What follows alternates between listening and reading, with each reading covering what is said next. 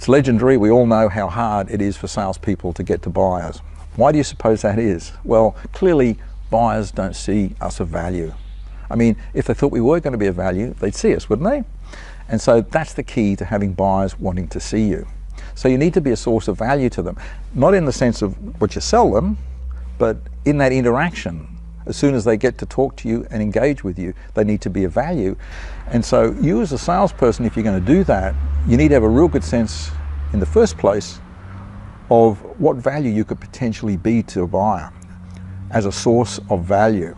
So for example, if you sell, let's say, catering equipment, then typically when you talk about yourself to buyers, you probably say something like, "Hi, I'm Patrick Bakoussis, I sell catering equipment." The problem with that is that's what you do, and buyers really couldn't care less what you do. What they care is the value you could potentially be to them. So another way to say that could be, or to introduce yourself could be, "Hi, I'm Patrick. I help restaurants create unforgettable dining experiences for their patrons." Can you see there's a comment that makes the buyer feel that I'm focused on outcomes and the results that I've been able to achieve for people. And so then I'd have his attention. So one of the things you need to do then is to think about the potential source of value you can be, and reflect then on your customers and how they use the products or the services that you've sold them. What is the value that they've got from those?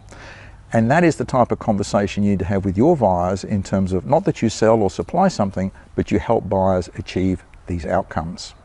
Okay, so spend a few hours, sit down and just think about that. Now here's the interesting thing.